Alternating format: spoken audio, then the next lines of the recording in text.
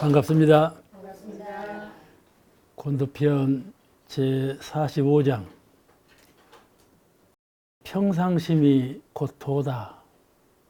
우리 집 말로는 무시선이 곧 도다, 그런 말씀과 같은 뜻이에요. 무시선하는 마음이 곧 도다. 본문에 한번 읽으실까요? 45장 한번 읽으시겠어요? 표좀 펴시고. 45. 말씀하시기를 옛 선사의 말씀에 평상심이 곧 도라 하였나니 평은 고하의 계급과 무라의 차별이 없는 것이요 상은 고금의 간격과 유무의 변환이 끊어진 것이라.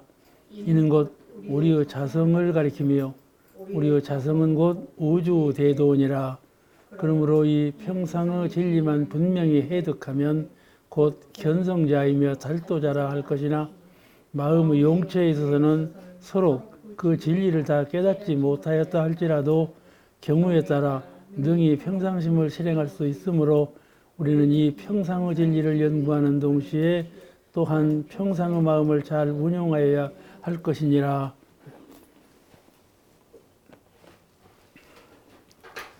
이 평상의 진리만 분명히 해득하면, 이 평상심이라고 하는 이 평상, 이것을 잘 해득하면, 잘 깨닫고 보면 곧 견성한 사람이며 견성자이며 달도자, 도에 달한 사람이라 그렇게 말할 것이니라. 이렇게 말씀하셨어요. 평상심이 쉽기도 하지만 어렵죠. 이 세상에서 가장 쉬운 말이 평상심이고 가장 어려운 말이 평상심이에요. 평상심. 달도자라 할 것이다. 여기서 이 평상의 진리만 분명히 해석하면 곧 견성자이며 성품을 본 사람이며 이렇게 말씀했는데, 견성이란 뭐냐? 견성이란 무엇을 견성이라 하느냐 하는 문제죠. 견성은 성품을 본다. 볼 견자 성품 성자, 성품을 본다, 그런 말인데, 성품을 본다 그런 말로서 사실의 세계를, 현실적인 세계, 하늘이 있고 땅이 있고 사람이 있고 물이 흐르고 이런 사실의 세계를 진리 그대로 보는 안목. 아시겠죠? 진리의 면목으로, 진리의 얼굴로 이렇게 볼 수 있는 안목. 이 진리의 화현불이요. 진리의 변화된 모습이야, 이것이. 그래서 이제 보통 사람은 소나무를 보면 소나무다. 물이 흐르면 물 흐른다. 파도가 치면 파도가 친다. 아름답다. 이 선에서 끝나고 말지만은 이 사물을 볼 때 그 사물의 진면목, 참된 면목이 무엇인가 하고 깨어있는 마음으로 볼 수 있는 안목. 그런 안목을 가지고 있어요. 이 사실의 세계를 진리 그대로 볼 수 있는 안목. 그것이 견성이에요. 아시겠죠? 네. 몰라도 대답해버려 그냥.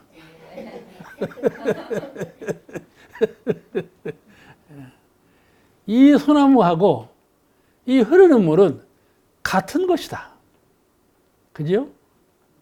저 산 위에 돌멩이하고 여기 아무 말이 없는 적묵한 돌멩이하고 소리를 내면서 걸걸걸걸 흐르는 물하고 같은 것이다. 이 안목. 차별상으로 보지 아니하고 여여한 진면목으로 볼 줄 아는 안목, 그것이 성품을 본 사람이다 그 말이에요. 왜냐하면 성품 자리에는 차별이 없어. 그러므로 현실 세계를 차별 없는 마음으로 볼 줄 아는 안목 가진 사람이 견성한 사람이고, 두 번째는 진리의 세계를 진리 그대로 보는 안목. 진리의 세계는 뭐냐 하면 눈 감고 아무 생각이 없어. 그때 아무 생각이 없고 그 생각이 없는 그 정신적인 자리를 진리로 볼 수 있는 안목. 보통 사람은 눈 감고 생각이 없으면 어째요? 잠자버려요.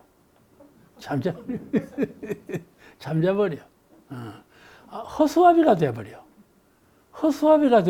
아시겠죠? 허수아비 아시죠? 허수아비가 돼버려. 그러지 아니하고 그 눈 감고 고요한 내외가 없는 그 자리를 볼 때 진리로 볼 수 있는 안목, 진리로 볼 수 있는 안목.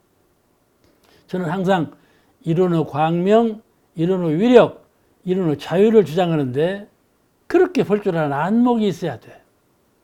그래야 내 마음을 늘 수행을 닦아갈 때 마음이 자꾸 밝아지는 내 마음이 자꾸 힘을 타가는 내 마음의 영역이 확충되어가는 사람들은 세상에 태어나면 무엇이든지 불리기를 희망하거든. 불리기를 희망해요. 그러죠? 자꾸 불리기를 희망해요. 정신의 세계도 마찬가지예요. 그렇게 그런 생각이 있어야 돼요.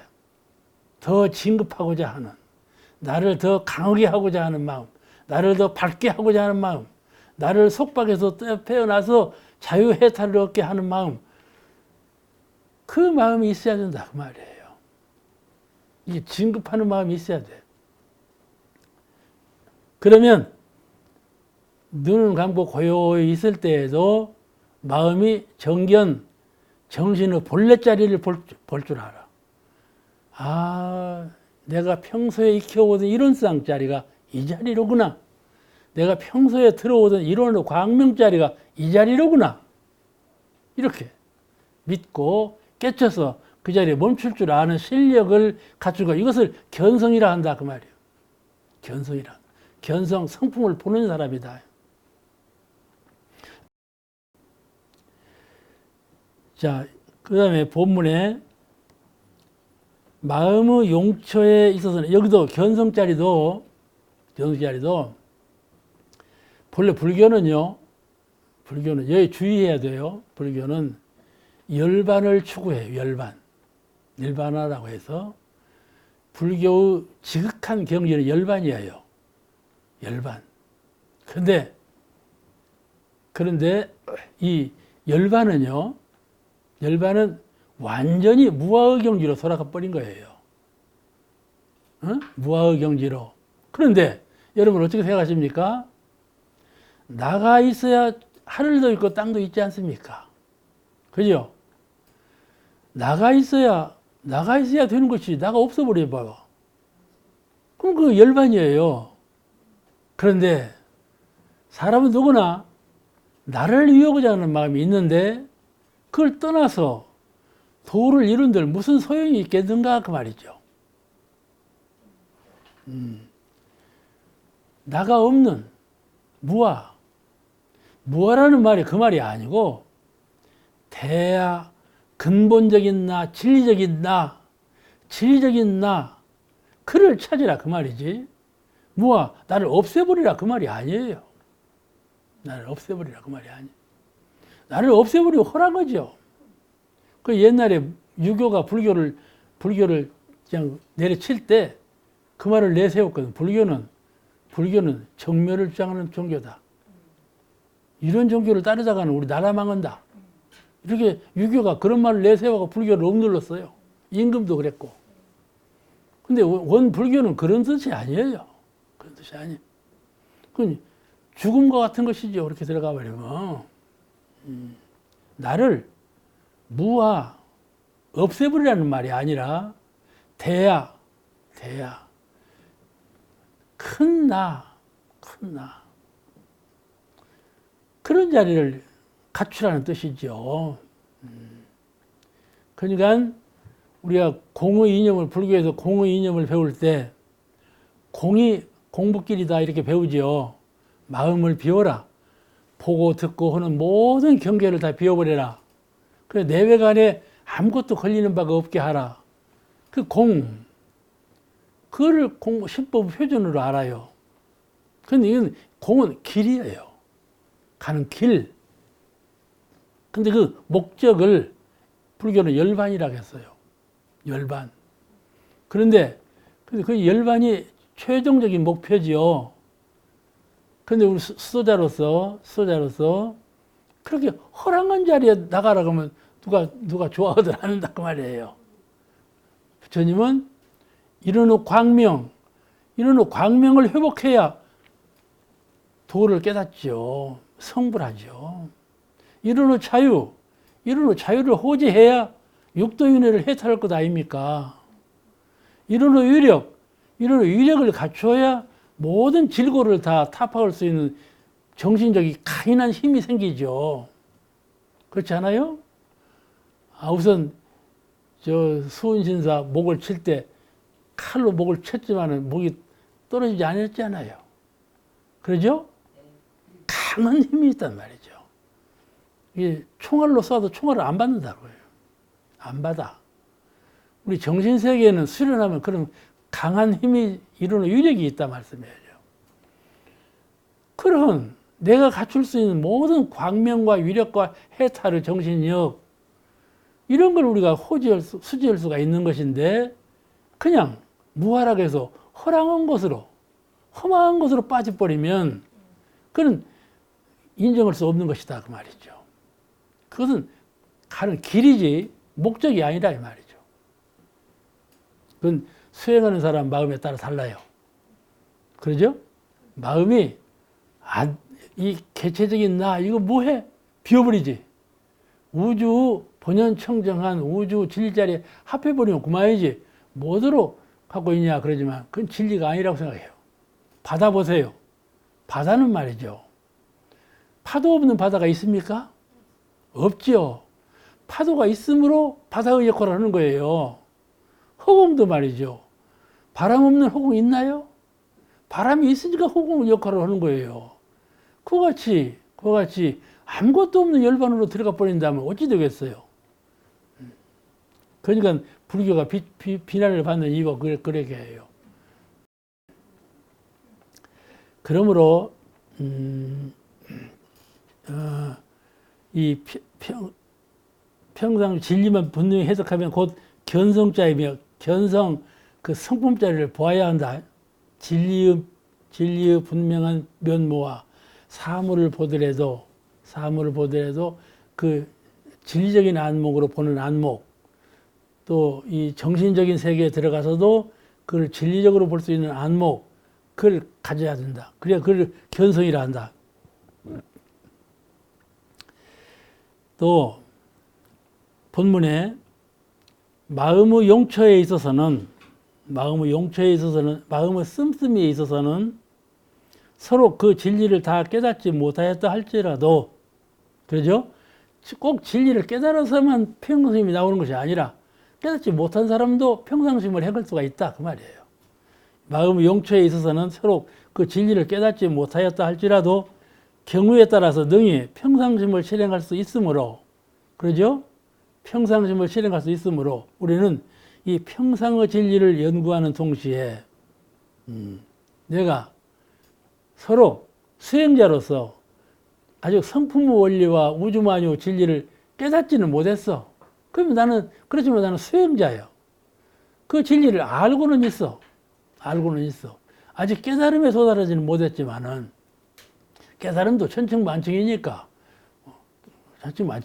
완전한 깨달음을 말하는 거예요 지금. 하지만은 이 평상심 늘 평상시에 쓰는 마음을 갖고 있잖아. 그죠? 마음을 갖고 있어. 내가 아직 평상심 근본 도리를 깨닫지는 못했지만은 그렇지만 그냥 늘 평상심을 쓰고는 있어. 그러니 이 평상심을 잘 연구하는 동시에 내가 지금 쓰고 있는 평상심을 잘 연구해 봐라 그 말이에요. 어디 저 멀리 있는 평상심을 갖다 연구할 것이 아니라 너가 지금 생활에 쓰고 있는 평상심을 한번 잘 연구해 봐라. 동시에 또한 평상의 마음을 동시에 연구해 보고 지금까지 가르치신 이 평상의 평하고 상하고 가르칠 뜻, 이 평상의 의미를 잘 활용하라. 내가 평상시에 깨닫지는 못했지만 평상심을 쓰고 있어. 내가 쓰고 있는 평상심을 잘 연구해 보고 정산정사님께서 말씀하신 평상심 의미를 잘 깨달아서 그 평상심 쓰는 자리에 잘 활용해 보라. 그럴 수 있겠죠?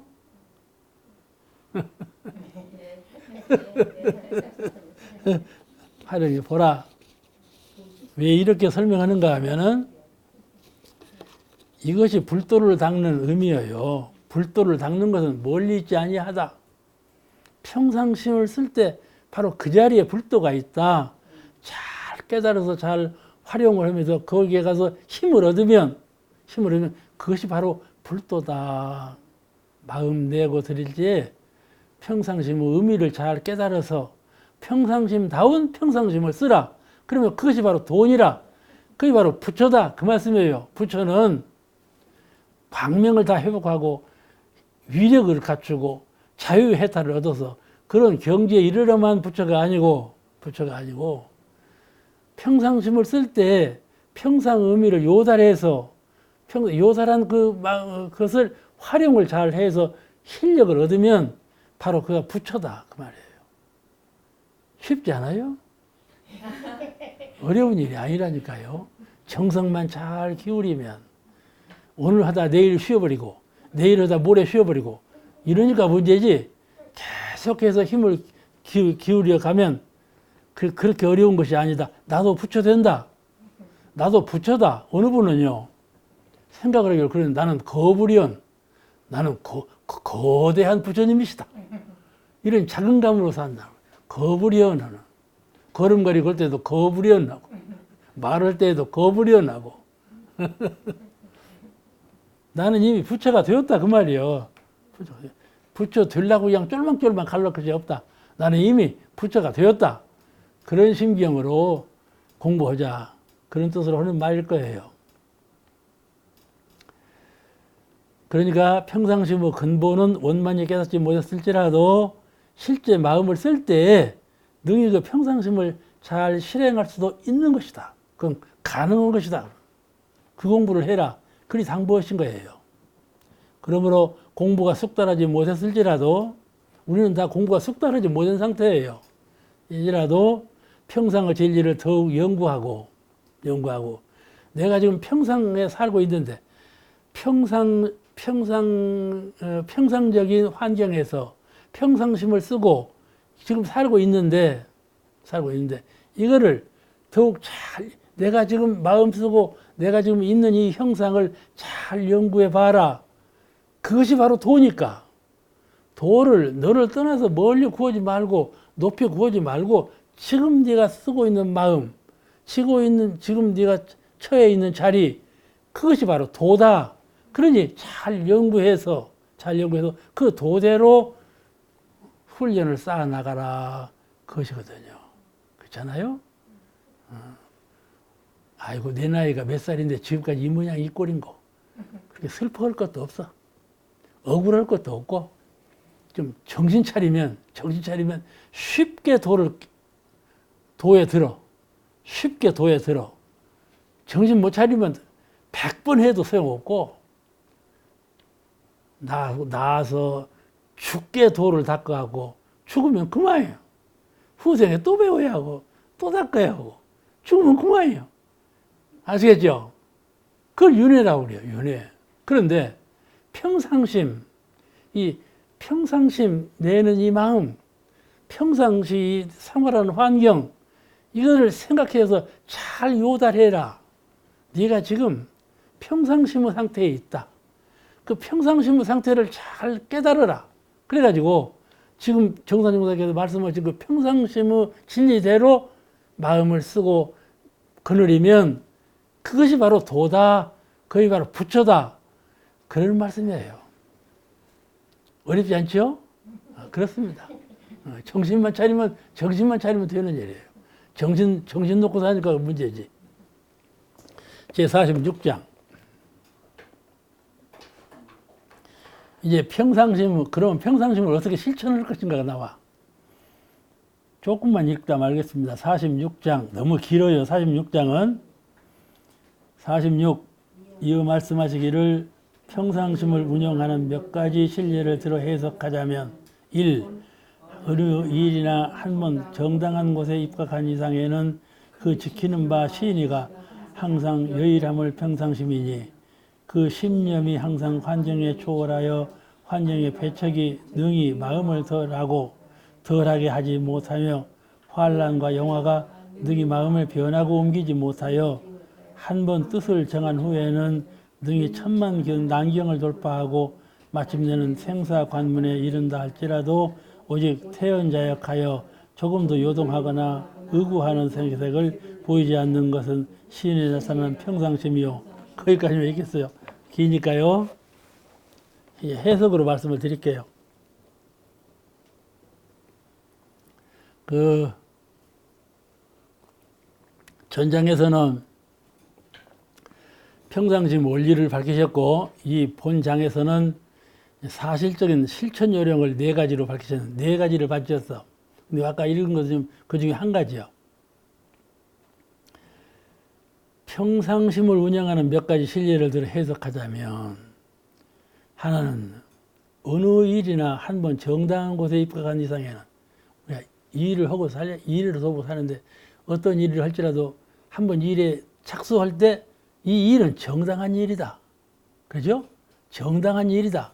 그래서 내가 딱 그 일을 붙들었다 그 말이에요. 그 신념이 항상 환경에 초월하며 정당한 일을 할 때 해나갈 때는 그 일에 대한 신념이 그 환경을 초월해야 한다. 환경이 이게 변화돼야 내가 이 일은 이렇게 하리라 했는데 환경이 자꾸 변화돼갖고 이 일에 대한 신념이 바뀌어져. 옛날에는 내가 이 일을 꼭 이렇게 하려고 했는데 아이고 하다 보니까 안 되겠네. 바꿔버려. 그죠? 그런다 그 말이에요. 환경에서 바꿔줘. 근데 항상 여일하게 한번 정당한 일이라고 했을 때는 그걸 여일하게 해나가는 것이 평상심이다. 그 말이에요. 꽤 어려운 말씀이에요. 그 마음을 더하고 덜하게 하지 못하며 환란과 영화가 능히 마음을 변하고 옮기지 못하며 환란, 긍정만 변하는 것이 아니라 나한테 환란을 줘. 나한테 아주 어려운 고비를 주고 고난을 느끼게 만들어. 그것이 내게 고통이 좀 돌아와 봐요. 다 잊어버리죠. 고통만 생각나지. 그런 거예요. 또 배척을 당해봐요. 나는 실컷 이 일을 보람있게 하는데 저 사람 몇 사람이 말이죠. 나를 막 헐뜯고 비난하면서 배척. 저렇게 하면 뭐 소용이 있냐. 배척하는 거이죠. 가령 대원사님께서 제자들하고 같이 오늘 막아서 지금 교단의 경제적 토지 지금 돈을 갖고 만들려고 하고 있는데 그 이웃 사람들이 와서 뭐라 했어요. 만약에 불법연구회가 저것만 성공하면 나 손에 불을 지르고 장을 지지겠다. 그렇게 말을 했다니까. 이렇게 밖에 사람들이 우리를 보고 비난하고 배척하고 그런단 말이에요. 이런 일이 참 많아요. 무슨 공사를 본다든지 뭐 다른 사람하고 유달리 뭐 집사일념 어느 한 생각 딱 갖고 이거 해야 되겠다 할 때는 꼭 반대가 있다니까. 배척이 능히 마음을 더하고 덜하게 하지 못하며 이 마음을 더하게도 못하고 덜하게도 못한다. 환란과 영화가 능히 마음을 변하고 옮기지 못하며 한번 뜻을 정한 후에는 능히 천망난경을 돌파하며 하고 마침내는 생사관문에 이른다. 이것이 종국에는 생사까지 가. 네가 그렇게 하면 그렇게 안 하면 산다. 그렇게 하면 죽는다. 이런다. 응? 아니 천주교 순교자들이 천주교 믿는다고 나 잡아다가 너 천주교 믿을래 안 믿을래? 믿는다 하면 죽고 나 안 믿을란다 하면 살고. 그래 아니야? 내가 옳다고 믿었는데 정치 세력이 너 믿으면 죽고 안 믿으면 살릴란다. 이러면 어떻게 하겠습니까? 이런 말씀이에요. 생사의 경계까지 온다 그 말이에요. 이 내가 옳다고 생각한 일이 생사의 당면까지 온다. 그럴 때 그런 환경에 처할지라도 태연자약하여 어렵겠죠? 참 어려울 것 같아요. 조금도 요동하거나 의구하는 기색을 보이지 않는 것은 시인에 사는 평상시가 그런 기색도 안 나타내. 마음으로는 결정했지만은 얼굴빛이 창백해질 건데 얼굴빛에 창백한 기색도 없어. 그렇단 말씀이에요. 이것이 평상심이다 그 말이에요. 죽음의 연계를 당해도 변치 않는 이 일은 옳은 일이다 하면 결정했으면 이것이다. 그러니까 평상심에 대한 확고한 깨달음이 있어야 돼. 평상심에 대한 확실한 믿음이 서야 돼요. 그냥 평상심으로 살자 이렇게 해서는 안 돼. 평상심이 무엇인가를 확실하게 깨달아야 한다. 이 이론상의 신앙과 수행 의문에 한번 들어온 사람은, 우리는 이제 이론상 신앙과 수행 의문에 한번 들어왔죠. 들어온 사람은 어떠한 순회의 경계를 당할지라도 이론상을 배선하지 않고 생사의 길에 놓일지라도 태연자약하는 것, 이것이 평상심이다. 원불교 믿을래 안 믿을래 할 때 이거 아주 태연자약한 마음으로 대해야 한다. 그러니까 무엇이 제일 중요하냐면 평상심에 대한 깨달음이에요. 평상심 이렇게 생각하지 말고 평상심이라는 게 무엇이냐. 다시 말씀드리면 내가 늘 생각하는데 내가 늘 생각하는 것 이것이 무엇이냐 깨쳐야 되고, 내가 생각을 안 해. 텅 비었어. 이 텅 빈 이 자리가 무엇이냐 잘 깨쳐야 돼. 그냥 알고만 지나갈 것이 아니에요. 그러면 신념이 생겨. 마음 가운데 확실한 마음이 서. 그러면 어떠한 풍랑 경계가 돌아와도 그 마음은 바꾸지 아니한다. 그 말이에요. 그 깨달음의 심도예요. 얼마나 깊이 정확하게 깨쳤냐. 신앙의 어떤 일에도 한번 정당한 일을 선택했으면 신앙문 밖에도 다른 일이라도 그 일이 정당하다고 해서 그 정당한 일을 선택했으면 그 일이 목적을 이룰 때까지 어떠한 환경의 변화가 돌아올지라도 끝까지 초심을 변하지 않는 것. 그걸 평상심이라 이른다. 부처님이 기원정사에 계실 때 부르나라고 하는 설교를 잘하는 존재가 있었어요. 부르나가 하루는 부처님을 배웠고, 부처님 제가 이 슬로나라고 하는 땅으로 불법을 좀 홍보하러 나가랍니다. 그런 거야. 다른 제자는 다른 나라로 부처님은 법을 전법으로 간다는 사람이 없어. 근데 부르나 혼자 와서 이렇게 가겠다 하는 거야. 부처님께 해안으로 보시니까 부르나가 만약 그쪽으로 가면, 슬로나 땅으로 가면 죽게 생겼어. 불법을 전하러 가면 죽게 생겼어. 해안으로 보니까 가지 말아라. 만류했어. 그 나라에 가면 그 나라 사람들은 우리나라 사람 같지 않다. 성격이 거칠고 배척 하는 마음이 많다. 그래서 외부에서 온 사람은 전부 배척해. 그냥 너가 가면 큰일 난다. 안 된다. 가지 말아라. 때가 이르다. 그랬어. 그래도 가겠느냐? 그러니까 부르나가 세존이시여 그래도 가겠습니다. 그러는 거야. 그러니까 세존이 이제 놀랄 일 아니야. 기회에 가란다고 그러니까 그렇지 않다. 너는 지금 그 사람이 배척할 것만 생각하지만은 그러지 않다. 그 사람이 돌로 때릴 거다. 욕설하면서 돌을 때릴 거다. 그래도 가겠는가? 그 배척만 하는 것이 아니요. 그냥 몸으로 학대를 한다. 그 가겠는가? 그러니까 부르나가 그때도 역시 그래도 가겠나이다. 그런 거야. 그들이 만약에 욕설을 하고 돌팔매로 때릴지라도 나를 죽이지는 않지 않겠나이까? 그렇게 말씀하신 거예요. 그래서 세존께서 그러지 않다. 너를 마지막에는 죽일 것이다. 너를 마지막에는 죽일 것이다. 그래도 가겠느냐? 부르나가 처음 마음하고 똑같다. 세존이시여 저를 그리 보내주시오. 죽임을 당할지라도 가겠습니다. 이렇게 한 거라. 그러니까 이 부르나 존재가 지금까지 역사에 나왔잖아. 역사에 나와. 그래가지고 부르나가 슬로나 땅에 기어이 갔네. 세존 말씀대로 꼭 그대로요. 배척해서 누가 들어먹들 안 해요. 그러지만 듣는 사람이 있어. 배척해서 나를 욕설하는 사람도 있지만은 듣는 사람이 있어. 그래서 듣는 사람들을 많이 교화해서 불법을 심었어. 거기다가 불법이 맥히는 사람한테는 다 불법을 심었어. 그것이 부르나가 할 일이라. 죽을 복 잡고 왔으니까. 그냥 하나 다를까 욕설만 하는 것이 아니고 돌팔매질로 때리고 나중에는 죽음까지 당했다. 그래서 슬로나 땅에 가서 3개월 만에 열반을 했어. 죽음을 당했어. 뭐 다른 성직자가 성령께서 그렇게 죽음을 당하신 거이나 같은 거예요. 이렇게 돌아올 것을 미리 알고도 갔다. 이것은 참 생사해탈한 것이지.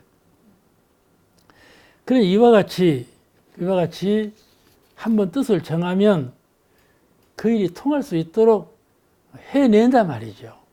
이것을 평상심이라 한다.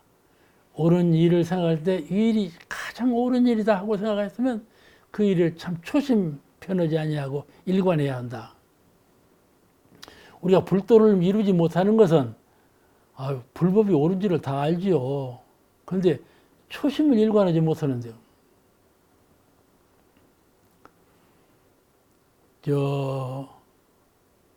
불교 순교자 2차돈 얘기가 있잖아요. 다 아시죠? 2차돈 얘기도 참 말로 들으니까 그러지 숭고한 이야기거든요. 불교가 한국에 들어올 때 고구려에 제일 먼저 들어왔어요. 고구려 소설유망 인연인가 다 알죠? 역사에서 다 외우고 배워서 다 알아. 그 다음에 백제로 들어왔죠. 그 다음에 신라에 들어왔는데 사실은요. 고구려, 백제, 신라에 똑같이 들어왔어요. 불교가. 그런데 신라는 배척을 한 거예요. 배척을 해서. 고구려가 제일 먼저 들어오고 이제 국가의 이제 종교적 신앙법을 인정을 했어. 그 다음에 백제가 인정하고 그 제일 마지막으로 이제 신라가 인정했는데 그 세월이 500년 세월이요. 250년 세월인가? 내가 그 정확한 시간은 모르겠는데 그렇게 많은 시간이 초과되어도 신라 사람들은 받아들이질 않았어. 요새는요, 우리가 역사를 외울 때 신라 불교가 최고지요. 최고였는데 그때만 하면 신라 사람들이 이렇게 배척을 했다고 말이에요. 배척을 하는 이유는 6골, 6골의 성주가 서로 달라. 하고 그 이제 의회같이 이 6사람의 성주가 모여서 이제 의결을 하고 나라를 다스려가. 근데 왕이 왕 노릇을 잘 못해. 6사람 성주가 어떻게 바라지기 신지. 그냥 왕이 생각할 때 이러면 안 되겠다. 고구려 백제처럼 우리도 불교를 국교처럼 인정해가지고 불교의 교법으로 이들을 눌러야 되겠다. 이 정치 치법을 불교에서 갖다 써야 되겠다. 이리 마음을 먹었어. 하고 법흥왕이 불교를 신봉했어. 이 사람들 전부 하는 그 무속적인 것을 그 육성 여성주들은 하늘과 땅을 믿었어. 하나님, 땅님 이렇게 믿었어. 그러니까 지금으로 보자면 좀 무속적인 신앙이죠. 근데 이 2차도지 법흥하고 똑같아. 불법을 일찍 믿었어. 고구려, 백제, 신라에 똑같이 들어왔으니까 불법을 들어왔는데 그때부터 이제 2차도는 믿었어. 믿고 이제 수행을 닦는 그 2차도는 큰 스승이라. 보통 근기가 아니고 아주 그게 소승분이에요. 이제 그렇게 불교를 알고 불교를 믿기 시작했는데 이렇게 자꾸 배척을 당하고 못 오니까 불법을 펼 수가 없고 법흥하고 2차도는 일가요. 한 집안이요. 박씨 집안. 2차도는 이씨가 아니요. 박씨요. 2차도는 다르리자 이자지. 2차도이라고 이게 이씨인 줄 알고.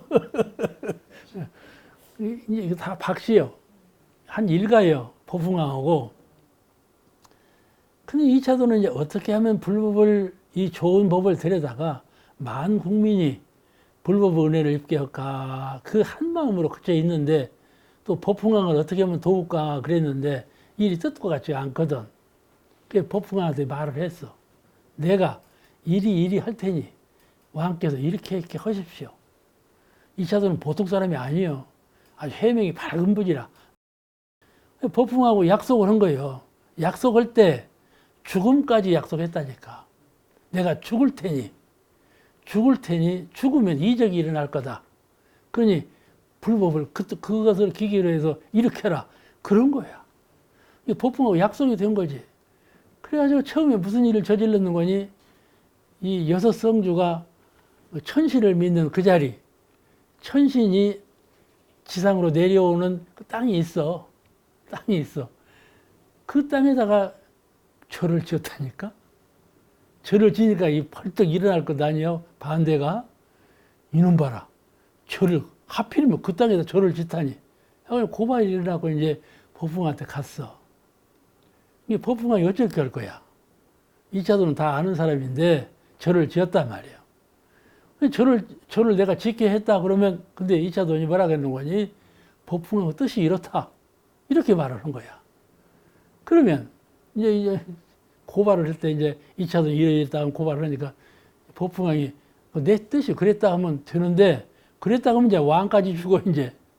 그러니까 법궁왕이 내 뜻은 그렇지 않다. 그렇게 말을 했다니까. 그러니까 이차도니만 이제 죽게 됐어. 이제 사전에 약속한 대로 내가 죽을 테니 이적이 일어날 거다. 부처님께서 기적을 보이실 거다. 그 기적이 나타나면 그걸로 불법을 중심 삼아서 크게 법만 펴신다면 나는 죽어도 좋다. 이런 거이죠. 그래 열반한 거예요. 그래 목을 자르니까 그냥 젖피가 한 잔은 솟아오르고 목이 하늘로 뛰어 올랐다가 떨어졌어. 그런 이적이 나타나니까 그냥 사람들이 벌벌 떨었지 이제. 그 이적이 나타나니까 벌벌 떨고 공포심이 얼마나 컸겠어요. 그 이후로 전혀 그 사람들의 주장은 내세우지 못하고 신라 전 국민이 불교를 믿게 돼요. 이렇게 큰 활동, 성사가 일어나는 것이죠. 이런 이차도니 처음부터 법풍하게 약속한 것을 끝까지 지켰잖아요. 이런 그 신이, 이런 것이 평상심으로 되었다 그 말이에요. 우리 같으면은 그냥 어떻게 큰 결심을 갖고 이렇게 하는 것 같지만은 이차도는 마음의 세계에서는 평상심으로 이루어진 거다 그거예요. 그러니까 이차도이라고 평상심을 따로 가졌겠어요? 부처님의 그 큰 대의가 그 부처님의 그 근본적인 뜻을 잘 요달했기 때문에, 깨쳤기 때문에 그 마음을 내고 그 마음을 변치 않은 것이죠. 이렇게 돼야 해요. 사람 일이.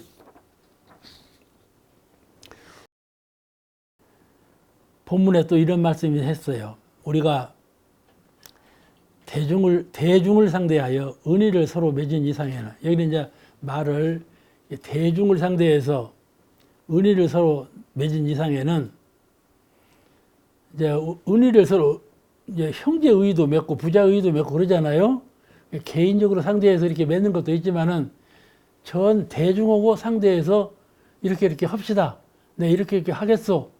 약속하는 그런 이제 의의가 있다 말씀이죠. 은의가 있어.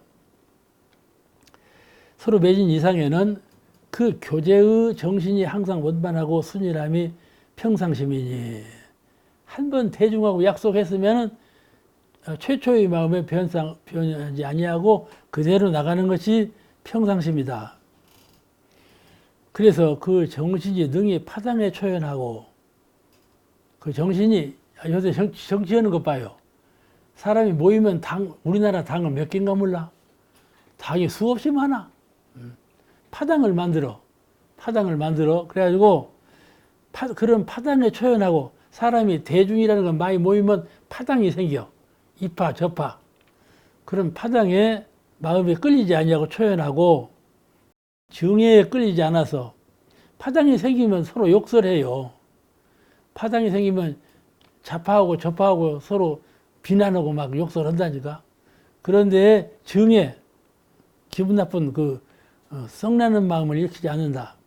당하여 오직 공정하고 공정을 주장하여 은혜를 공정을 주장하게 되고, 은혜를 베풀 때에는 오직 무념을 주장하여, 내가 은혜를 베풀었어. 그럴 때에는 은혜 베풀었다는 상에 걸리지 아니하고 무념, 잊어버려. 무념을 주장하고, 또 은혜를 베풀 때에도 여기는 주고 여기는 안 주고 그래서 왜 있지요? 대중을 상대할 때는요, 여기는 주고 여기는 안 주고, 그래야 여기 받은 데서는 더 고맙게 느낄 것 아니에요. 저기는 안 주어야. 같이 주어버리면 큰 은혜를 안 느껴. 나는 주고 저는 안 주어야 더 크게 은혜를 느끼지. 그러니까 사람들의 심리가 여기는 주고 저기는 안 주고 그런단 말이에요. 그게 파당심리거든. 이것을 극복하기가 어려워요. 사람은 대중을 상대할 때. 대중 전체의 인기를 내가 모아야 되겠는데 요새 그 정치인들이 선거에 나오면 그러잖아요. 어쩌든지 표수를 많이 얻으려고 그냥 이런 짓을 하거든요. 대중을 상대할 때. 정치만 그런 것이 아니라 종교도 마찬가지죠. 수행자가 대중, 이제 큰 회상이죠. 종교에서는 회상이라고 그래요. 회상을 상대해서 그 회상의 모든 회원들하고 대중과 상대할 때 내가 평상적인 마음으로 상대해야 된다. 처음에는 이렇게 생각하고 다음에는 이렇게 생각하고 그러면 안 된다. 종교 문화에 들어와서도 종교의 그 슬하에 있는 모든 대중과 내가 상대할 때 초심으로 그 불법에 귀의했으면 불법에 귀의한 그 초심으로 늘 마음을 주고받아야 한다. 그래 없으면 서로 저 피언자가 배은하는 일이 있다 할지라도 은혜 베풀 때의 마음을 조금도 변하지 아니하는 것은 교제에 나타난 평상심이요 있어요. 이 평상심으로 교제를 할 때 이와 같이 저 상대방에서 내가 준 은혜에 대해서 잊어버렸거나 또 내가 어느 편에 더 많이 이 은혜를 주어야 나한테 이롭겠는가 그런 사심으로 하는 것이 아니고 언제나 공정하고 평등한 그런 마음으로 평상심으로 대중하고 은혜를 맺어서 이루어 가야 한다. 이게 말은 참 쉽지만 하기가 매우 어려운 건데 이렇게 하라 그 말씀이요. 평상심이라는 건 그 말이다 그 말씀이에요. 내가 평상심을 지금 우리가 불도 부처님은 평상심을 하고 계신 분이다. 부처님은 평상심으로 생활하시는 분이다. 오늘 이렇게 배웠거든. 그러므로 너희가 부처님이 되려면 너희도 평상심을 가져라 이렇게 배웠는데 내가 어느 단체에 들어가서 대중하고 상대를 할 때 평상심 유지하지 아니하고 언제 편협하게 된다 이 말이에요. 나를 이롭게 하기 위해서 아버지 어머니가 가족을 대할 때도 평상심으로 대하는 아버지 어머니가 귀해요. 더 애착하는 자녀가 있어. 그와 같이 평상심은 부처님 마음이요. 부처님 마음으로 해야 된다. 지금 이런 말씀이 여기에 정산정상에서 상당히 구체적으로 하신 말씀이에요. 평상심이라는 것은 평상시에 네 마음을 쓰는 것 그것만이 아니고 네가 어느 단체를 대할 때 그때의 평상심은 이런 것이고 아시겠죠? 너가 어떤 그 사람이나 이렇게 그런 환경에 처했을 때 그때의 평상심은 이런 것이다. 그 사례를 들어서 지금 하신 말씀이에요. 몇몇 사람과 파당을 짓고 서로 미워하거나 애착하는 일이 없고 오직 공정하게 끝까지 응하는 것 이것이 평상심이요. 또 어느 개인과 은혜를 맺을 때에도 상대방의 상황에 따라서 끌리거나 변하지 말고 끝까지 평상심으로 응하는 것 이것이 평상심이요. 참 그 사람과 은혜를 맺을 때요. 사람같이 변덕스러운 것이 없어요. 변덕스러운 것을 보면 참 변덕스러워요. 그러나 거기에 끌리지 아니하고 자기의 본분사를 다하며 상대방은 내 마음에 거슬리고 본래 우리 약속되고 어긋지고 저럴 수가 있을까? 우리가 은혜로서 약속을 했는데 저럴 수 있을까? 이렇게 상대방이 변해버렸단 말이죠. 그럴 때 나도 변해버리면 나는 평상심을 잃은 사람이고 변해버린 건 저쪽이면 저쪽이 평상심을 잃은 것에 끝이야지 나까지 평상심을 변해버리면 안 된다 그 말씀이죠. 상대방이 변덕을 부려서 변했다 할지라도 나는 자기의 본분사를 다해서 이론상과 평상심으로 대하는 거 이것이 평상심이다. 상대방이 이렇게 저렇게 변하는 것에 따르지 아니하고 나는 나의 할 일을 다 했다 그거죠. 나의 할 일을 다 했다. 그런 신법으로 살아라 그 말이에요. 상대방이 하는 것에 끌려가지 말고 상대방이 하는 것에 환희에 끌려가지 않는 거, 그것이 공부심이에요. 그런데 대종사님께서 이제 김광선, 팔산 김광선 제자의 열반을 당하셨어요. 응? 열반할 때 팔사님은 그냥 대종사님을 위해서 평생토록 헌신적으로 노력하신 그런 분이셨는데, 그런 분이 이제 돌아가시게 됐단 말이에요. 그러니 얼마나 슬픈 일인가요? 대종사님께서 참 남이 봐도 슬픈 전곡을 비춰. 참 슬퍼하시는구나. 이런 느낌이 들어, 남이 봐도. 그러니까 대종사님께 살갑기를, 대종사님, 마음까지 상하지 마세요. 이랬단 말이에요. 마음까지 상하지 마세요. 이렇게 말씀드렸다니까. 그런데 대종사님께서 마음까지야 상하겠는가마는 다 아시죠? 이렇게 표현하셨어. 마음까지야 상하겠는가마는 이거예요. 이거의 평상심이, 이 마음이 평상심이요. 밖에서 그렇게 팔상 같은 어른이 돌아가실 때에도 평상심을 잃지 않았다. 그것이 아주 표출된 것이지요. 외경을 외경대로 응하시면서 심지는 여야하신 부처님의 심경을 보이신 것이죠. 또 우리가 본문에 우리가 세상에 처하여 빈부 환경을 당할 때 그 응하는 감정이 항상 단박함이 평상심이요. 부자를 대했을 때나 가난을 대할 때나, 또 내가 부자로 살 때나 내가 부자로 살다가 가난한 사람이 되었다거나 큰 파동이 일어난 것이죠. 부자가 살다가 가난하게는 못 살아요. 가난하게 살다 부자는 살아도. 그러죠? 그 빈부 차에 의해서 마음에 큰 파장이 일어나. 그러면 평상심을 잃어버리게 되는 것이죠. 그냥 어떤 사람이 자살이 뻘거든. 돈 몇 푼을 둘리거나 그러면요.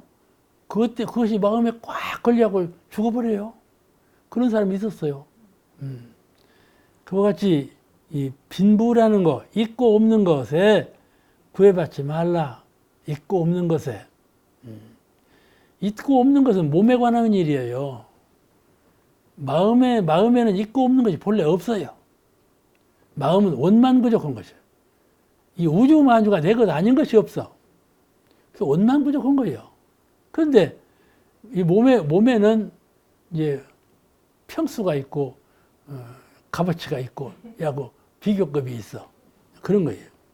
그러니까 평상심이라는 건 마음에 따른 건데, 빈부 차별, 빈에서 분으로, 부에서 빈으로, 부에서 빈으로 오면 그냥 사람들이 자살하려고 그러고, 빈에서 부로 가면 사람이 넘쳐가지고 죄악을 범해요.